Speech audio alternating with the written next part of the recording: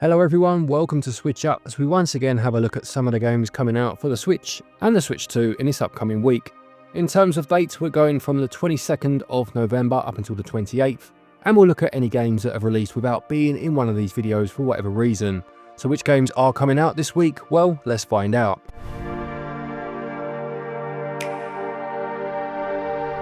Let's start with a surprise drop from the other day. This is Tomb Raider Definitive Edition. This is the version that released in 2013 on other consoles and brought a much grittier edge to the character. Really was a very worthy addition to the series, bringing it in line for modern consoles at the time. You can pick this one up for £16.39, albeit there is currently a 10% discount available up until the 24th of November, so you should have a couple of days left at the time this releases. And we do have a video on this that looks at the performance. I'll put a card to that in the top right hand corner. This is available on both the Switch and the Switch 2.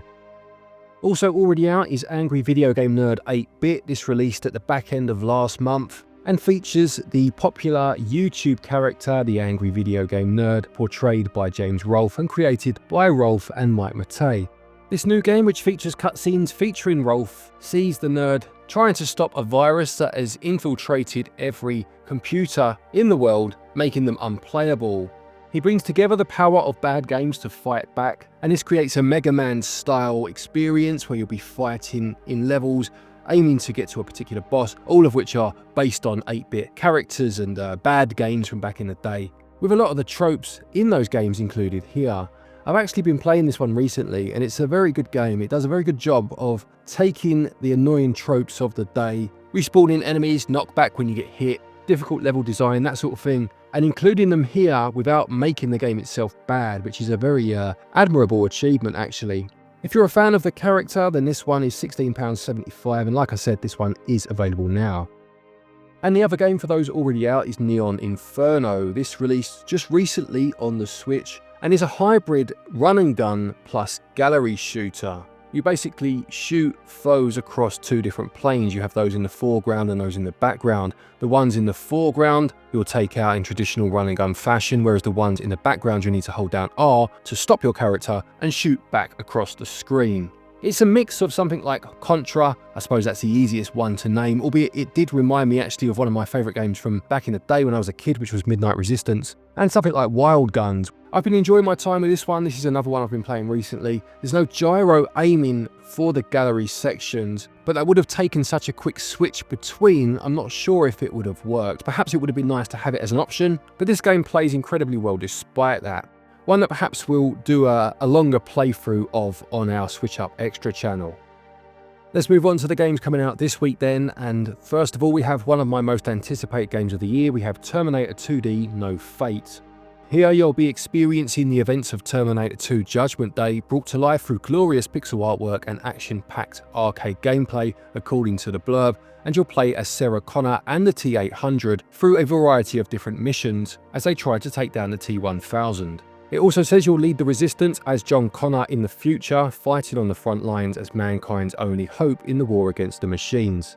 I love that this is something that they are doing more these days, revisiting classic films and almost giving them the video game tie-in that they deserved back then but never received, because obviously back then it was all about getting a game out as quick as possible to coincide with the release of the film and maximise your profits in terms of sales.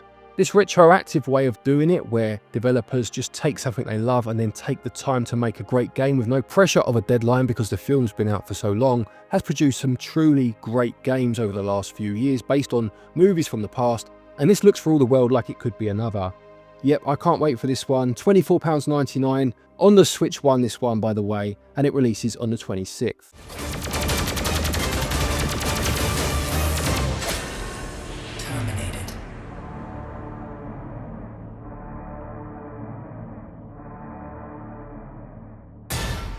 Okay, next we have RippleIsland, Kyle and Cal's Restaurant.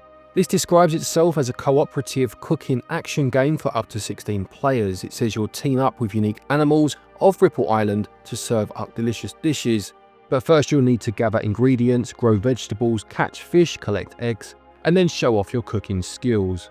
I did read somewhere that this is actually a remake, or at least based on an old IP from a game on the Famicom from way back in the day, 1988, I think I read. Apologies if that date's not quite right. It was something like that. And you can play the game here solo or in co-op, as I mentioned, with up to 16 players online, or it looks as if you can play it with up to 2 players locally. I could only find one trailer for this, that was the Japanese trailer. Not very much on this game anywhere at all really, but it's out on the 27th if you are interested for £21.59 or your regional equivalent. Next is Bad Boy Brother. It says the bad boys will fight and flaunt their tudes and you'll get a sick beat 'em up. That's not me trying to talk like the kids, that's taken straight from the blurb, and it feels as if this blurb was written about 30 years ago from some of that lingo, but there we go. It's not the easiest blurb to read, I'm going to be honest. I'm trying to pick out key words and key phrases. It says it's a group drama woven with the fists and words of delinquents, with every single character is wildly unique. A new generation brawl story told in an unprecedented style. It's effectively a beat 'em up then by the sounds of it, and it looks as if you can play with up to 2 players. Has a look of River City about it, although it's not affiliated with that franchise in any way. Yeah, as I say, a bit difficult to decipher exactly what this one's trying to say, but hopefully the trailer's doing a better job than I've done.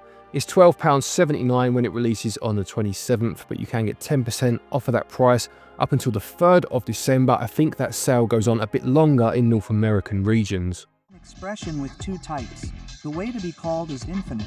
The weaklings are scared, and if you spin the slot, your partner will appear. Both are quite the best. There are 3 partners, such as X and Shiranami 9. Okay, then we've got Bobble Sugar Dungeons, a new adventure featuring Bob and Bob, the dragons, made famous in the classic puzzle platformer from back in the day. It says here this is the first in the series to feature dungeons that change every time you step into them. Each time you enter a dungeon, the shape of the stage, the platforms, the enemies that appear, and your placement will change, so you can always enjoy a fresh level. Yeah, Bobble's a classic game, very simple yet difficult if you like, where you needed to trap the enemies in the bubbles, pop them to make them go off screen and then move on. Looks as if this is trying to just modernise that style a bit. Says you can collect treasures as well, and I would like to think it's a 2-player game, although it doesn't explicitly say it here in the blurb, unfortunately. It looks as if you can get a copy of Bubble Symphony, which is one of the older games in the series, as a bonus when you order this. Again, it doesn't explicitly say if that has to be a pre-order or not. See the eShop for full details, but this one will cost £34.99 or your regional equivalent.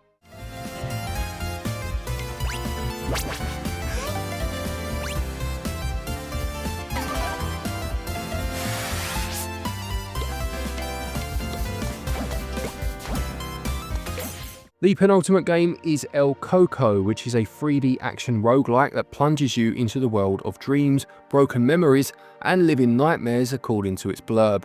It says descend into the uncertain, a place as strange as it is dangerous, and fight to recover what you've lost if you can trust your guide. It says you'll wield a variety of weapons, unlock power-ups, and discover mysterious trinkets and relics with unique effects that transform your playstyle. And with every run you'll uncover fragments of your past, new power combinations and hidden secrets. Quite an interesting hand-drawn art style for this one, and it looks to use that classic top-down, almost dungeon-crawling roguelike formula. £17.99 or your regional equivalent. This one's out on the 28th.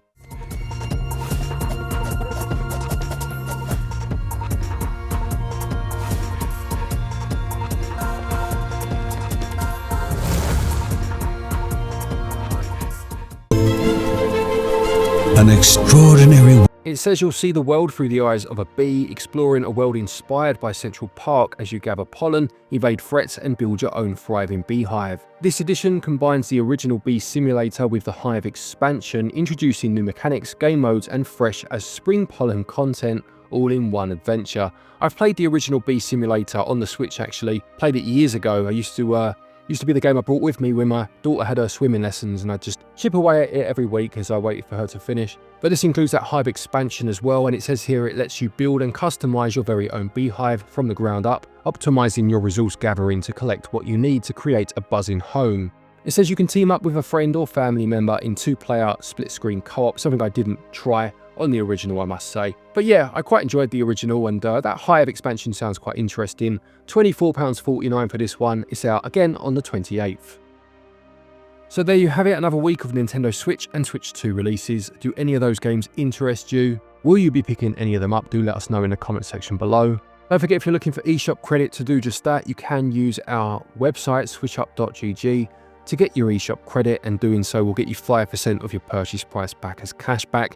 There's also a link down there to PlayAsia. If you're looking to import any games, use the link and code and you get yourself 5% off from there too. And we do have our second channel these days, SwitchUp Extra, where we play through games together and just have a chat as we're doing so. The latest game that we're highlighting over there is a game called Rue Valley, which was quite an interesting game, similar to Disco Elysium in some respects. But yeah, I'll put a card to that in the top right hand corner if you want to give that a watch. Thank you to our patrons and our channel members for your continued support, and to each and every one of you for watching our videos. Take care, and until next time, happy gaming.